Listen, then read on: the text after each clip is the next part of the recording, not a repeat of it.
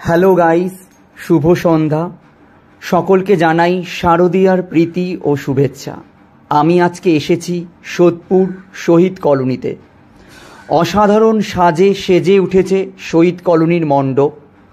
দেখো, চারিদিকে আলোকমালা এবং কত মানুষ ভিড় জমিয়েছে। আর পুরো পুকুর পাড়টা জুড়ে কিন্তু লাইটিং হয়েছে। তোমাদেরকে দেখাবো, তোমরা থাকো আমার সাথে। আর এই যে পুজো মণ্ডপটা দেখো, 112 ফুটের প্রতিমা, পুরো লাইট এফেক্টের মাধ্যমে তুলে ধরেছেন ওনারা। বিভিন্নভাবে কালার শেড চেঞ্জ হবে। অসাধারণ হয়েছে লাইটিং, মানে ভাষা নেই বলার মতো। অনেক নিখুঁতভাবে তো ওনারা করেছেন। আর তার সাথে রয়েছে হচ্ছে বিষ্ণুর দশাবতার। মণ্ডপের সাথে গায়ে মানে বিষ্ণুর দশাবতার, সেটা কারুকার্যভাবে ফুটিয়ে তুলেছে মণ্ডপের গায়ে। সেটাও তোমাদেরকে দেখাবো, দেখো তোমরা।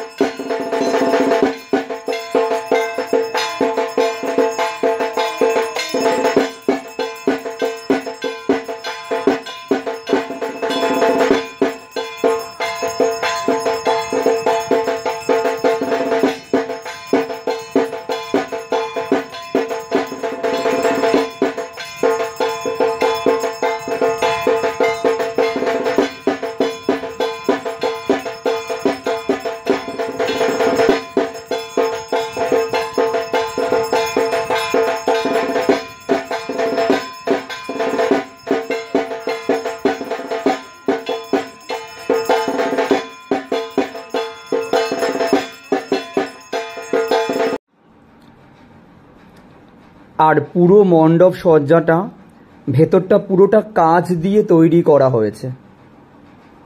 পুরোটাই কাঁচ। দেখো তোমরা, আস্তে আস্তে তোমাদেরকে আমি দেখাচ্ছি। পুরো ক্যামেরাটাকে আমি প্যান করছি। দেখো, অসাধারণ। সোদপুরে তোমরা যে কোনো প্রান্ত থেকেই আসতে পারো। সোদপুর স্টেশনতে নামবে 1 নম্বরের দিকে। 1 নম্বর থেকে একটু এগিয়ে গেলেই টোটো করে গেলেও তোমরা শহীদ কলোনিতে পৌঁছাতে পারবে। দেখো, অসাধারণ মূর্তিগুলো। মানে তোমরা ভিডিও তো দেখলে বুঝতে পারবে না, যদি না নিজেরা সামনাসামনি এসে দেখো। নিখুঁতভাবে কারুকার্য, আমার বলার ভাষা নেই, মানে অসাধারণ, মানে যেটা বলে একদম মাইন্ড ব্লোয়িং প্যান্ডেল।